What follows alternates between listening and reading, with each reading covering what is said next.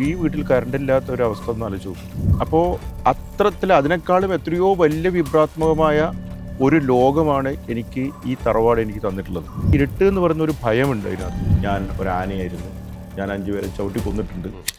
മാതങ്കലിയിലെ പാലക്കാടൻ ടെറൈനാണ്.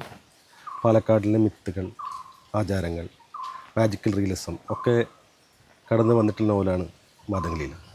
ഈ ഏച്ചിക്കാനം തറവാട് മാതങ്കലിയില എന്ന നോവലിനെ ഏതെങ്കിലും രീതിയിൽ സ്വാധീനിച്ചിട്ടുണ്ട്? ഏച്ചിക്കാനം തറവാട് സ്വാധീനിച്ചിട്ടുണ്ട്.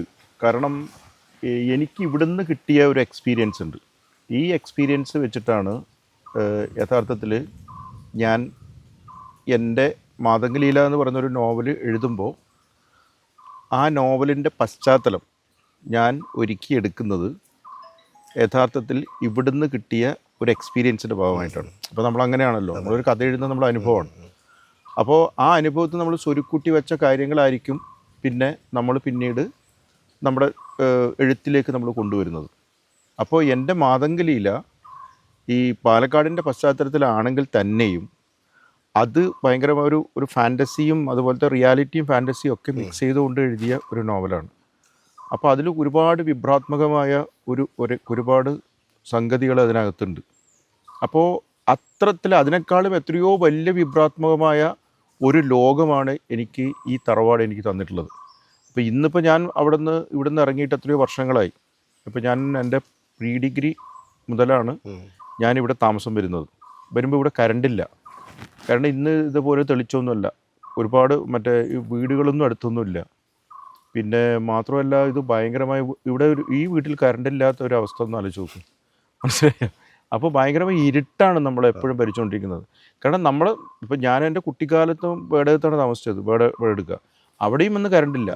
അപ്പം നമ്മളെല്ലാം ഒരു ഇരുട്ടിൻ്റെ അകത്താണ്. ഒരു 7 മണിയാകുമ്പോഴേക്കും നമ്മൾക്ക് മൊത്തമാക്കി ഇരുട്ട് വന്ന് നമ്മൾ മൂടും. പിന്നെ ആ ഇരുട്ടിൻ്റെ അകത്താണ് നമ്മുടെ ജീവിതം കൂടുതലും നമ്മൾ ചിലവഴിച്ചിരിക്കുന്നത്. അപ്പോൾ അതിൽ നിന്ന് ആ ഇരുട്ട് എന്ന് പറയുന്ന ഒരു ഭയമുണ്ട് അതിനകത്ത് ഒരു ഭയങ്കരമായ പേടിയുണ്ട്. ഈ ചെറിയ വെളിച്ചം ഉണ്ടാക്കുന്ന വലിയ നിഴലുകളുണ്ട്. പിന്നെ അങ്ങനെയുള്ള ഒരു കുട്ടിക്കാലത്ത് തന്നെ നമ്മുടെ മനസ്സിൽ ഈ പറയുന്ന പോലെ ഒരു മാജിക്കൽ റിയലിസം പോലുള്ള സാധനങ്ങളൊക്കെ രൂപപ്പെടുത്താനുള്ള ഒരു അന്തരീക്ഷം ഇവിടെ ഉണ്ടായിരുന്നു. സന്തോഷേട്ടൻ്റെ സമകാലികരായിട്ടുള്ള എഴുത്തുകാരെല്ലാം 2-3 നോവലൊക്കെ എഴുതി കഴിഞ്ഞു. അതെ. നിങ്ങൾ മാത്രമാണെന്ന് തോന്നുന്നത് കുറച്ച് വൈകിയത്. പക്ഷെ എന്തുകൊണ്ട് വൈകിയെന്ന് ചോദിച്ചാൽ അതിനൊരു ഉത്തരം പറയാൻ ഇത്രയേ ഉള്ളൂ, പേടിയുണ്ട്. എന്താണ്? കാരണം വെച്ചാൽ എനിക്ക് നോവൽ എഴുതാൻ പേടിയായിരുന്നു. ഞാൻ സത്യം പറഞ്ഞു കഴിഞ്ഞാൽ നീ നോവൽ എഴുതിയപ്പോൾ പോലും ഞാനിങ്ങനെ വിചാരിക്കുന്നത് എങ്ങനെയാണ് ഇവൻ ഇത്രയും കഥാപാത്രങ്ങളെയൊക്കെ ഈ കണക്ട് ചെയ്ത് കൂട്ടി യോജിപ്പിച്ച്. കഥയാകുമ്പോൾ അത്രേ പ്രശ്നമുള്ളൂ. കഥയാകുമ്പോൾ കുറച്ച് കഥാപാത്രങ്ങൾ മാത്രമേ ഉള്ളൂ, അത് നമുക്ക് കൂട്ടി യോജിപ്പിക്കാൻ വേണ്ടി പറ്റും. പക്ഷേ ഇത് ഇത്രയും വലിയൊരു സംഭവത്തെ കൂട്ടി യോജിപ്പിക്കുക എന്ന് പറഞ്ഞാൽ ഭയങ്കരമായ പണിയാണ്. അപ്പോൾ ഇതിൻ്റെ ഒരു ക്രാഫ്റ്റ് ഉണ്ടാക്കിയെടുക്കണം, അതൊക്കെ വലിയ പണിയാണ്. അപ്പോൾ ശരിക്കും പറഞ്ഞു കഴിഞ്ഞാൽ ഞാനാകെ ബേജാറായിപ്പോയി. കാരണം ഇത് എനിക്ക് ചെയ്യാൻ പറ്റുന്ന പ്രവൃത്തിയാണോ എന്നുള്ളത് എപ്പോഴും ഞാനിങ്ങനെ സന്തോഷിനോട്, ഈ സന്തോഷ് കുമാറിനോടൊക്കെ, ഈ ഹരീഷിനോടൊക്കെ പറഞ്ഞുകൊണ്ടിരിക്കുകയാണ്, എങ്ങനെയുള്ളൂ ഇത്. അപ്പോൾ പറഞ്ഞ് നീ എഴുത്, ശരിയാവും എന്നൊക്കെ അവർ നമ്മളെ പ്രോത്സാഹിപ്പിച്ചുകൊണ്ടിരിക്കും. പിന്നെയാണ് ഞാൻ രണ്ടും കൽപ്പിച്ച് ഒരു നോവലേറ്റ് എഴുതിയത്. നോവലേറ്റ് എഴുതി മലയാളം വർഷപ്പ്, പിന്നെ നോവലേറ്റ് എഴുതി കഴിയുമ്പോഴാണ് പിന്നീട് അത് വായിച്ച ആൾക്കാർ പറഞ്ഞു ഇത് നന്നായിട്ടുണ്ട്, ഇതന്നെ നീ. അപ്പോഴേ എനിക്കതിൽ അപ്പോൾ എഴുതി കഴിഞ്ഞിട്ട് നമ്മളൊരു 10 അധ്യായം എഴുതുമ്പോഴേക്കും അത് 1 മാസം കൊണ്ടാണ് 10 അധ്യായം എഴുതിയിട്ടാ. 1 മാസം കൊണ്ട്, ഒറ്റ മാസം കൊണ്ട് എഴുതിയത്. പക്ഷേ നല്ല പണിയെടുത്തിട്ടുണ്ട്, 10-12 മണിക്കൂർ ഇരുന്ന് പണിയെടുത്തിട്ടുണ്ട് ഡെയിലി. അപ്പോൾ 1 മാസം കൊണ്ട് അത് എഴുതി തീർത്തിട്ട് അപ്പോഴേക്കും എനിക്കൊരു ഇത് കൊള്ളാമല്ലോ പരിപാടി, ഇതിൻ്റെ സ്വാതന്ത്ര്യവും ഇതൊക്കെ. ഹാർഡ് വർക്ക് വേണം, പക്ഷേ എങ്കിലും അതിന് നല്ലൊരു സ്വാതന്ത്ര്യമുണ്ട് നോവൽ എഴുത്തിന്. കഥ പോലെയല്ല. കഥ എന്ന് വെച്ചാൽ ഭയങ്കരമായ ഒരു തടവറയിൽ ഇരുന്നിട്ട് എഴുതുന്ന പോലെയാണ് കഥ എന്ന് പറയുന്നത്.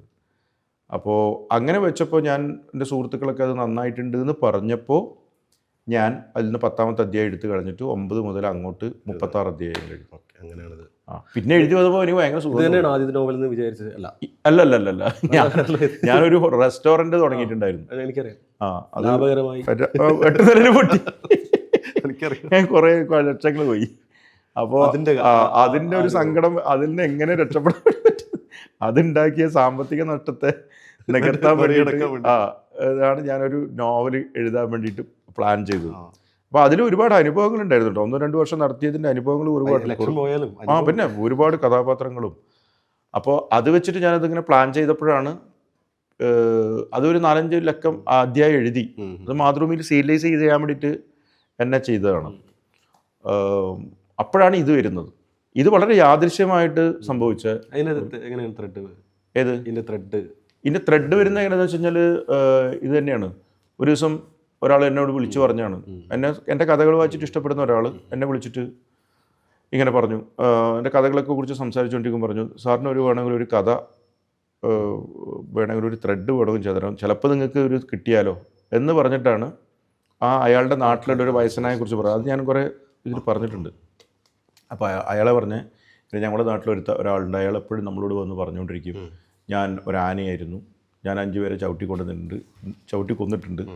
അപ്പോൾ ഈ നോവലിൽ ഞാൻ നോക്കിയപ്പോഴും എനിക്ക് വെച്ചാൽ റിയാലിറ്റി ഉണ്ട്, അതോടെ മിത്ത് ഉണ്ട്, പിന്നെ സറിയലിസ്റ്റിക് ആയിട്ട് എഴുതുന്നുണ്ട്, മാജിക്കൽ റീൽസും കാണുന്നുണ്ട്. അപ്പോൾ ഭയങ്കര അങ്ങനൊന്നും പതറിപ്പോവാതെ വളരെ സ്വാഭാവികമായിട്ട് ഇതൊക്കെ ബ്ലെൻഡ് ചെയ്തിട്ട് ഇതിന്റെ നറേഷൻ ഉള്ളത്. അതിന്റെ ക്രാഫ്റ്റ് എങ്ങനെയാണ്? അത് ഒരു പ്ലാൻ നോ ഒരിക്കലും ഞാനൊരു പ്ലാൻഡേ ആയിരുന്നില്ല. ഞാൻ പറഞ്ഞല്ലോ എനിക്കിത് പേടിയായിരുന്നു എന്ന്. ഞാനൊരു സാധനം എഴുതി വരുമ്പോഴേക്കാണ് അതിൻ്റെ ഒരു ക്രാഫ്റ്റ് രൂപപ്പെട്ടത്. ആ ക്രാഫ്റ്റ് രൂപപ്പെടുമ്പോൾ അതൊരു നറേഷൻ, അതായത് ഒരു FIR എഴുതുന്ന ഒരാൾക്ക് നമ്മൾ സ്റ്റേറ്റ്മെൻറ്റ് കൊടുക്കുന്ന പോലെയാണ് അതിൻ്റെ നറേഷൻ വരുന്നത്. അപ്പോൾ ഇത് പല സ്ഥലങ്ങളിൽ നിന്നും ആ സ്റ്റേറ്റ്മെൻറ്റ് വന്നു. പിന്നെ ഇതെല്ലാം കൂടിയിട്ട് ഒരു ഭയങ്കര രസകരമായിട്ടൊരു ഒരു താളത്തിലേക്ക് വന്നു ഈ സാധനങ്ങളെല്ലാം കൂടിയിട്ട്. അപ്പോൾ നമ്മളിങ്ങനെ സിനിമയിലൊക്കെ കട്ട് ചെയ്യുന്ന പോലെ ടക്നൽ കട്ട് ചെയ്ത് മറ്റേലേക്ക് പോയി ഇങ്ങനെ, അതൊരു നോവൽ വായിച്ചാൽ മനസ്സിലാവും. അപ്പോൾ അങ്ങനെ ഒരു സംഭവം കയറി വന്നു. അപ്പോൾ അത് നല്ല ഒരു രസകരം. അത് ഞാൻ ഒരിക്കലും ചെയ്തിട്ടില്ല, ഞാനത് ക്രാഫ്റ്റ് അങ്ങനെ വരുന്നതാണത്. ഞാനത് നോക്കിയ സമയത്ത് ഇപ്പോൾ ഷാജി ഇപ്പോൾ എഴുതുന്നപ്പോൾ ഇതെങ്ങനെ ഇങ്ങനെ തന്നെ വരുന്നതല്ല, അല്ല നേരത്തെ തന്നെ പ്ലാൻ സ്വാഭാവികമായിട്ട് വന്നു. നമ്മൾ എഴുതുമ്പോൾ അതെ. പക്ഷെ അങ്ങനെ എഴുതുന്ന സമയത്ത് മരണവശം എഴുതുന്ന സമയത്ത് ഞാൻ ഭയങ്കരമായിട്ട് ട്രോമയിലൂടെ കടന്നു വരുന്നു. കഥാപാത്രങ്ങളുടെ അവസ്ഥയായിരിക്കാം അത് ഭയങ്കരമായിട്ട് വിഷമം ഉണ്ടാക്കിയിട്ട് ഒരു നെറേറ്റീവ് ആയിരുന്നു മരണവശം. അപ്പോൾ എനിക്കിത് വായിക്കുന്ന സമയത്ത് മനുഷ്യനെ ആന മനുഷ്യനെ വന്നു. അപ്പോൾ ഇത് എഴുതുമ്പോൾ നമുക്ക് ഭ്രാന്തായിട്ടുണ്ടാവില്ലേ? അങ്ങനല്ല, അത് ആ നറേഷൻ അനുഭവം തന്നെയാണ്. അതെ, ആ ഒരു ക്യാരക്ടേഴ്സ് ഒക്കെ പ്രശ്നം വരും. നമ്മൾ രാത്രി സ്വപ്നം കാണും, കുറെ മിത്ത്. അതെ. ഈ എഴുതുമ്പോൾ പിന്നെ എല്ലാം ആന തന്നെ മൊത്തം. നമ്മൾ ഭയങ്കര സംഭവം, നമ്മൾ ഒന്നിൽ തന്നെ കോൺസെൻട്രേറ്റ് ചെയ്ത് നോക്ക്. നിങ്ങളുടെ വീട്ടിന്റെ മുമ്പിലൂടെ ആന പോകും. നിങ്ങൾ പോകുന്നൊരു ഇല്ല മാറിയിട്ടില്ല.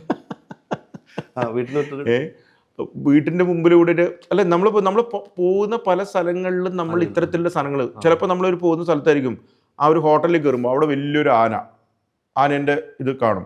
ഇത് എല്ലാ സ്ഥലങ്ങളിലും നമ്മൾ ഇങ്ങനെ കണ്ടുകൊണ്ടിരിക്കും. പിന്നെ യൂട്യൂബ് നോക്കുമ്പോൾ ആനകൾ തന്നെ ആയിരിക്കും നമ്മൾ കണ്ടുകൊണ്ടിരിക്കുന്നത്.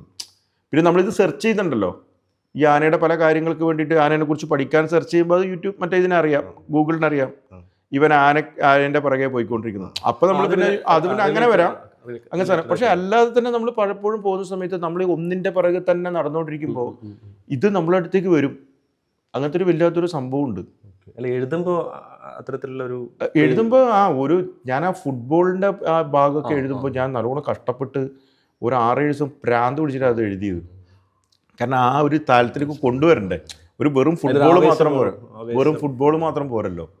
അപ്പോൾ അത് ഞാൻ കുറേ ആൾക്കാരെയൊക്കെ വിളിച്ച് ചോദിച്ച് അതിൻ്റെ പഴയ ചരിത്രമൊക്കെ എടുത്തിട്ട് തന്നെയാണ് ഞാനത് ഇത് ചെയ്യുന്നത്. പിന്നെ മാത്രമല്ല, ഇത് നമ്മൾ ഫുട്ബോൾ മാത്രം എഴുതിയപ്പോഴാണ് അതിലേക്ക് നമ്മുടെ നോവലും കൊണ്ടുവരണം, ക്യാരക്ടേഴ്സിനെയും കൊണ്ടുവരണം. അങ്ങനെ ഒരുപാട്. പിന്നെ ചരിത്രങ്ങളൊന്നും തെറ്റാൻ പാടില്ല.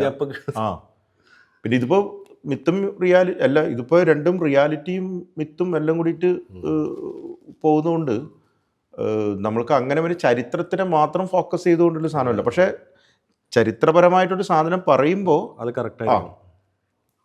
ഇപ്പോൾ ഇതിനെക്കുറിച്ച് നാഗ്ജി ഫുട്ബോളിനെ കുറിച്ച് പറയുമ്പോൾ ആ വർഷം തന്നെ കറക്റ്റായിട്ട് നമ്മൾ തെറ്റി കഴിഞ്ഞ പ്രശ്നമാണ്. ഞാൻ വിചാരിച്ചു, പക്ഷെ ഞാനിത് സത്യം പറഞ്ഞാൽ ഷാജി, ഇത് ഞാൻ പക്ഷേ ഹാർഡ് വർക്ക് ചെയ്തിട്ടുണ്ട്. ഞാനിത് ഒരു 10-12 മാസം 10-11 മാസം കൊണ്ട് എഴുതിയ നോവല. 11 മാസം കൊണ്ട് ഞാൻ എഴുതി തീർത്തു. കാരണം എനിക്ക് ഈ ഫാൻറ്റസി എഴുതാൻ ഭയങ്കര ഇഷ്ടമാണ്. നമ്മളൊരു നാട്ടുകാരായതുകൊണ്ട് ഞാൻ വിചാരിച്ചു നിങ്ങൾ ആദ്യത്തെ നോവൽ ചിക്കാനം അങ്ങനെ എന്തെങ്കിലും ആയിരിക്കും വിചാരിച്ചു. പക്ഷേ ഞാൻ ഞെട്ടിപ്പോയി. ഇത് പാലക്കാടാണ് എൻ്റെ ടെറൈൻ വരുന്നത്. ഞാൻ ഈ പാലക്കാട് ടെറൈൻ വെച്ച എന്താണെന്ന് വെച്ച് കഴിഞ്ഞാൽ, പിന്നെ എനിക്ക് പാലക്കാട് ഭയങ്കര ഒരു നിഗൂഢമായിട്ടൊരു സ്ഥലമായിട്ട് തോന്നും. പക്ഷെ നിങ്ങൾ പറയും ഈ കൊല്ലംകോട് ഭാഗത്തൊക്കെ ഭയങ്കര പ്ലെയിൻ ആയിട്ടുള്ള, നമ്മൾ നിഗൂഢമാണ്. പക്ഷേ എന്നാലും അതിൻ്റെ ആ ഒരു നീല മലനിരകളും താഴെയുള്ള ഒരു വിശാലമായ പാടങ്ങളും പിന്നെ ഒറ്റക്കൊറ്റക്ക് നിൽക്കുന്ന ഈ മറ്റേ ഏതാണ് പന മരങ്ങളും കരിമ്പന. ഇതൊക്കെ നോക്കിയിട്ട് ഇത് നോക്കിയിട്ടുണ്ടാവും. ഒരു മഴ പിടിച്ച സമയത്തൊക്കെ അവിടെ പോയിട്ട് നിന്ന് കഴിഞ്ഞാൽ ഭയങ്കര ഫീലായിരിക്കും. ഏതോ ഒരു ലോകത്തൊരു പെയിന്റിങ്ങിൽ അതെ ഒരു ഉന്മാദം ഉണ്ടാക്കുന്ന ഒരു സ്വപ്നത്തിൻ്റെ അകത്ത് വിട്ടുപോയ പോലെ തോന്നും നമ്മൾ. അപ്പോൾ ഞാൻ വിചാരിച്ചു അങ്ങനത്തെ ഒരു സ്ഥലം ഇതാകില്ല. പിന്നെ കുറച്ച് ചാലഞ്ച്, പിന്നെ നമ്മുടെ നാട്ടിലെ ഭാഷ എഴുതുമ്പോൾ ഓക്കെ, ഇപ്പോൾ നമുക്കിപ്പോൾ നിൻ്റെ മരണവംശത്തിൽ ആ ഭാഷ നന്നായിട്ട് ഉപയോഗിച്ചിട്ടുണ്ട്, നമ്മുടെ ഭാഷയാണുള്ളത്. മറ്റൊരു ഭാഷ എഴുതുമ്പോൾ കുറച്ചും കൂടി ചാലഞ്ച് ആണല്ലോ നമുക്ക്. അപ്പോൾ അങ്ങനെ ആ ഒരു ഭാഷ ഇരിക്കട്ടെ എന്ന് ഞാൻ ആദ്യം ഭാഷയൊന്നും വേണ്ടാന്ന് വിചാരിച്ചു. പക്ഷെ പിന്നെ എനിക്ക് തോന്നി ആ ഒരു ഭാഷ ഉണ്ടാവുന്നത് നല്ലതാണ് ഒരു അതിന്. പക്ഷെ അത് കറക്റ്റായിട്ട് പാലക്കാടൻ ഭാഷ എന്ന് പറഞ്ഞു കഴിഞ്ഞാൽ 70 കാലഘട്ടത്തിലെ പാലക്കാടൻ ഭാഷ അത് അങ്ങനെ പറഞ്ഞു കഴിഞ്ഞാൽ ചിലപ്പോൾ എനിക്കെതിരെ വിമർശനങ്ങൾ ഉണ്ടാവാം. പക്ഷെ ഞാനത് നോക്കിയില്ല. ആ ഭാഷ ഉപയോഗിച്ച് കഴിഞ്ഞാൽ ചിലപ്പോൾ നോവലിന് വായന ഇത് വരും. അത് ഇപ്പോൾ മരണവംശത്തിനും ഈ പറയുന്ന പോലെ. പക്ഷെ നീ അതിനെ വെല്ലുവിളിച്ച് അങ്ങനെയാണ് ചെയ്യേണ്ടത്. കാരണം നീ വളരെ ആത്മാർത്ഥതയോടുകൂടി തന്നെയാണ് നിൻ്റെ ഭാഷയെ ലോകത്തിൻ്റെ മുമ്പിലേക്ക് കൊണ്ടുവരാനുള്ള കൃത്യമായിട്ടുള്ള ശ്രമമാണത്. അപ്പോൾ അതിന് അടിക്കുറിപ്പുകളൊക്കെ കുറച്ച് കൊടുക്കും, ബാക്കി നിങ്ങൾ വായിച്ച് നിങ്ങൾ തീരുമാനിക്കുക. അപ്പോൾ എല്ലാ ഭാഷയും കോട്ടയം ഭാഷ മാത്രം പറഞ്ഞാൽ പോരല്ലോ. അപ്പോൾ അങ്ങനത്തെ ഒരു സാധനമുണ്ട്. പക്ഷെ ഞാൻ ഇതിനകത്തേക്ക് മാക്സിമം ആ ഭാഷ കൊണ്ടുവരാൻ വേണ്ടി നോക്കിയിട്ടുണ്ട്. പിന്നെ ഈ പറയുന്ന പോലെ ഒ.വി. വിജയൻ്റെ നോവലുകളിലും കഥകളിലും കാണുന്ന പോലെ തന്നെയുള്ളൊരു ഭാഷ വന്നു കഴിഞ്ഞാൽ ചിലപ്പോൾ അത് വായനയുടെ സുഖമായ പോക്കിനെ ചിലപ്പോൾ തടയപ്പെടും. അത് എൻ്റെ ഭാഷയും അല്ലല്ലോ, എൻ്റെ ഭാഷ അല്ലല്ലോ. കാസർഗോഡൻ ഭാഷ എഴുതുമ്പോൾ ഞാൻ ഇല്ല ഞാനതിൻ്റെ പിന്നെ ഇത് വേറൊരു രീതിയിലുള്ള നോവലല്ലേ. അപ്പോൾ നീ പറയുന്നത് കറക്റ്റായിട്ട് കഥാപാത്രങ്ങളൊക്കെ ഇവിടെ ഉള്ളതാണ്. പക്ഷേ എൻ്റെ കഥാപാത്രങ്ങൾ പലതും ഞാൻ എൻ്റെ ഭാവനയിൽ സൃഷ്ടിക്കപ്പെട്ട കഥാപാത്രങ്ങളാണ്. അഭിമുഖത്തിന്റെ പൂർണ്ണരൂപം കാണൂ നരേറ്റീവ് യൂട്യൂബ് ചാനലിൽ.